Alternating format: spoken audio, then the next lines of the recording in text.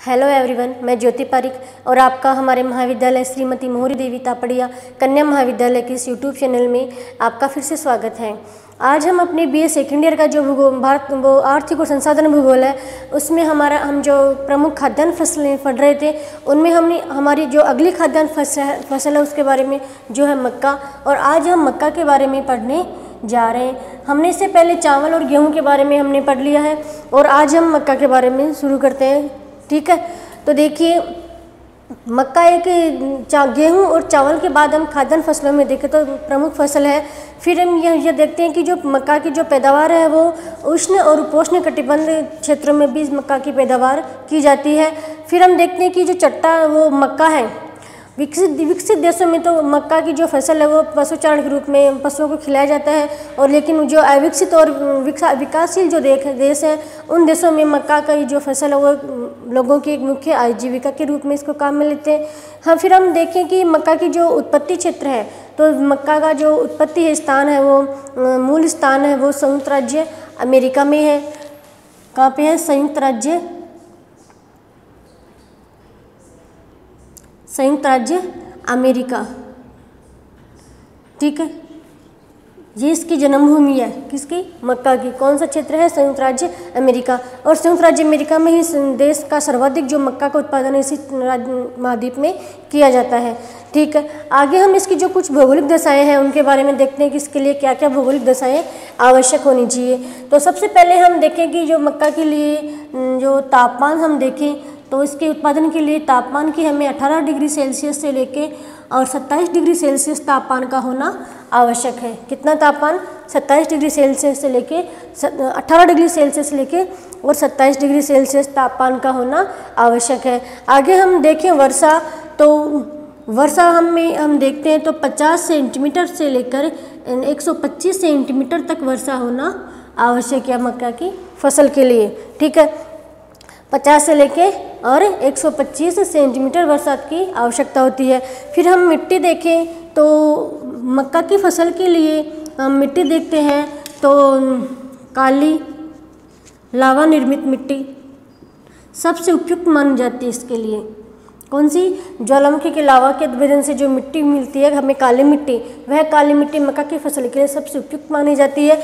उसके अलावा दोमट मिट्टी भी इसके लिए उपयुक्त मानी जाती है। ठीक है, फिर आगे हम देखें तो इसके लिए एक ढलवा भूमि की आवश्यकता होती है। ढलवा भूमि, क्योंकि इसमें मक्का की फसल के उत्पादन करते हैं तो इसमें पानी के इसके जो क्षेत्र है उस खेत में पानी का भरा होना जरूरी नहीं है, क्योंकि पानी का भरा इसके लिए नुकसानदायक होता है, इसलिए इसके लिए ढलवा भूमि की आवश्यकता होती है। फिर हम देखें तो इसके लिए कम से कम 40 दिन भी, कम से कम कितने दिन?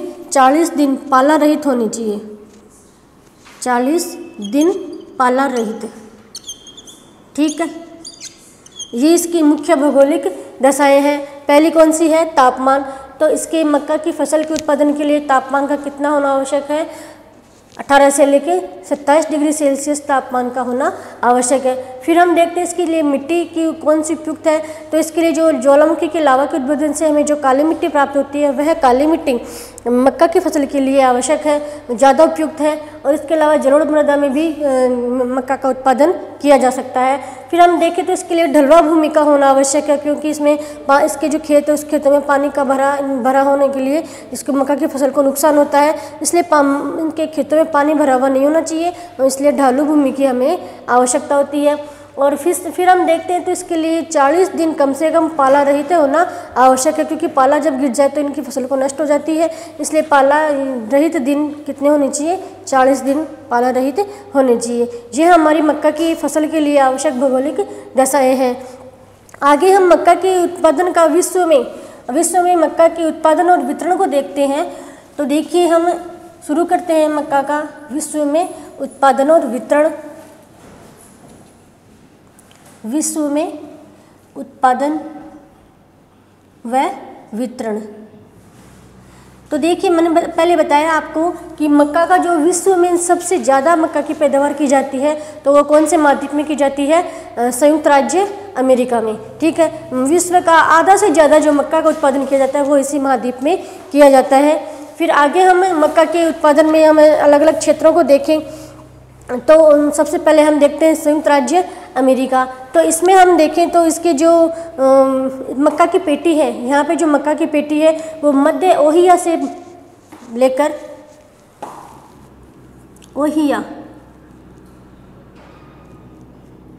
ओहियो से लेकर और फिर नेब्रास्का, इधर नेब्रास्का इस क्षेत्र में मक्का की पेटी विस्तृत है। कौन से क्षेत्र में? इधर आपके ओहियो और इधर नेब्रास्का के बीच में जो मक्का की जो विशाल पेटी है संयुक्त राज्य अमेरिका में, ये इस क्षेत्र में फैली हुई है। इसमें कौन कौन से क्षेत्र हैं, उन क्षेत्रों को हम देखते हैं। तो पेंसिल्वेनिया,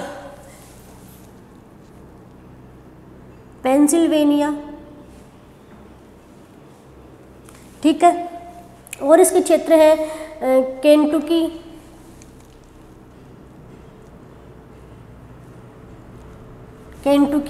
फिर इसका जो अगला क्षेत्र है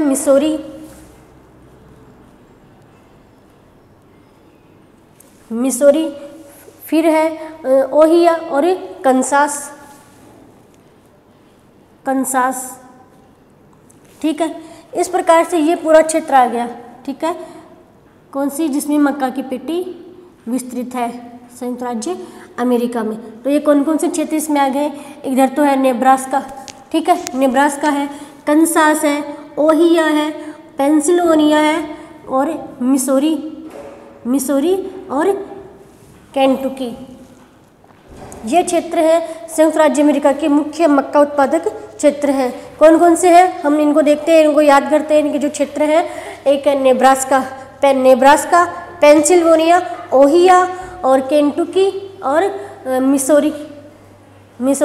ये 5 जो क्षेत्र हैं जो संयुक्त राज्य अमेरिका के मुख्य मक्का उत्पादक क्षेत्र हैं, ठीक है। फिर हम देखते हैं कि जो विश्व का सारा जो 100% मक्का उत्पादित किया जाता है, उसमें से 80%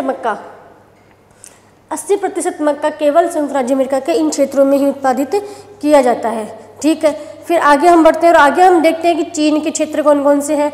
तो देखिए, चीन में हम देखें तो जेचुआन बेसिन,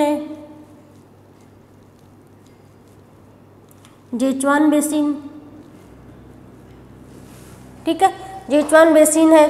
फिर है हमारा केंटन डेल्टा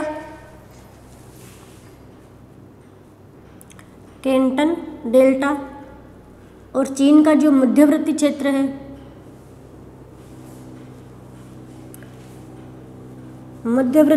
चीन का मध्यवर्ती क्षेत्र है।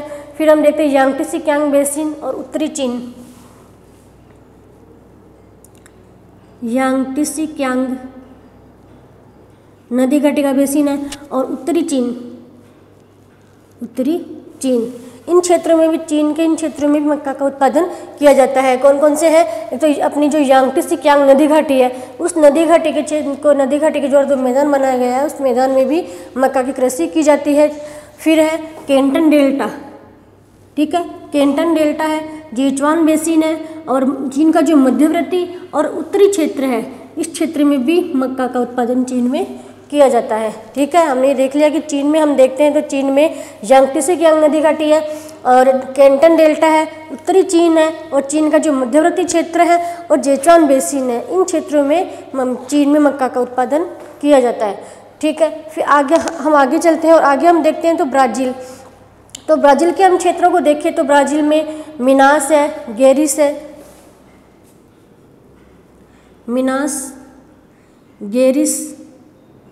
ठीक है, मिनास है, गेरिस है, साओ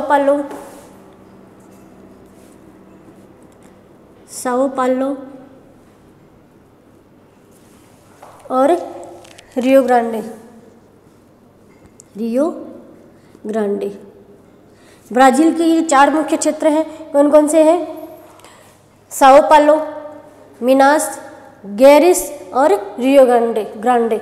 इन क्षेत्रों में मक्का का उत्पादन ब्राज़ील में किया जाता है। ये अपने कौन से क्षेत्र, किस क्षेत्र हैं? ये क्षेत्र हैं ब्राज़ील के।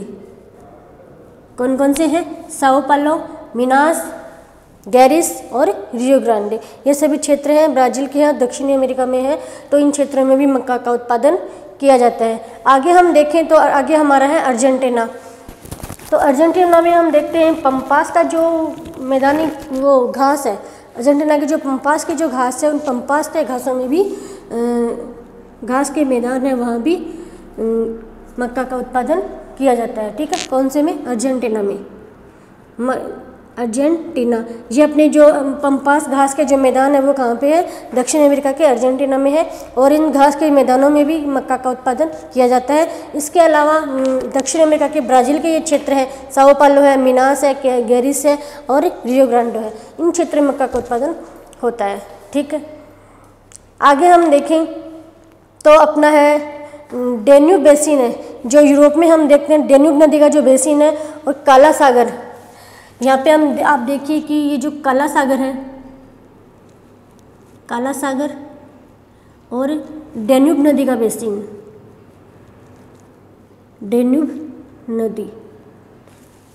नदी का ये जो पूरा क्षेत्र है, इस पूरे क्षेत्र में, और ये अपना ये यहाँ पे यूरोप में जो काला सागर है, उस काला सागर में भी उसका मक्के का उत्पादन किया जाता है। फिर आगे हम देखें तो सोवियत संघ के जो हम देश हैं उनको हम देखते हैं तो रोमानिया, यूगोस्लाविया,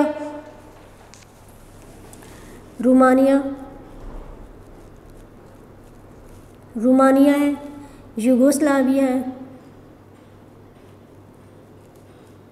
यूगोस्लाविया, इन क्षेत्रों में भी मक्का का उत्पादन किया जाता है। ये क्षेत्र है अपने यूरोपीय संघ के जो मुख्य देश हैं, 2 देश हैं, कौन कौन से हैं? रोमानिया और यूगोस्लाविया, इनमें भी मक्का का उत्पादन किया जाता है। और पश्चिमी यूरोप के जो डेन्यूब नदी घाट के जो 2 मैदान बना गया है, उस मैदान में, और काला सागर है उसके आसपास के जो क्षेत्र हैं उनमें भी मक्का का उत्पादन किया जाता है। फिर आगे हम देखते हैं भूमध्य सागरीय क्षेत्रों में हम बात करें तो भूमध्य सागरीय क्षेत्रों में देखिए स्पेन, पुर्तगाल, फ्रांस, स्पेन, पुर्तगाल, फ्रांस,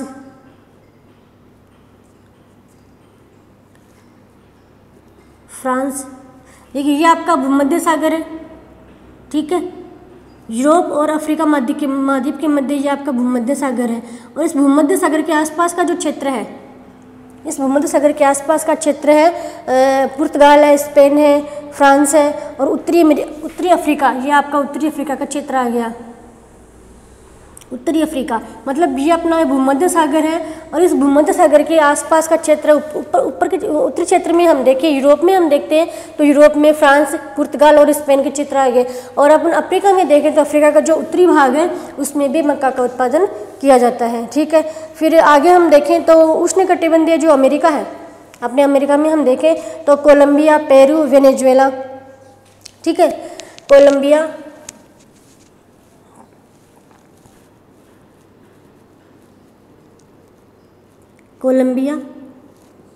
पेरू और वेनेजुएला,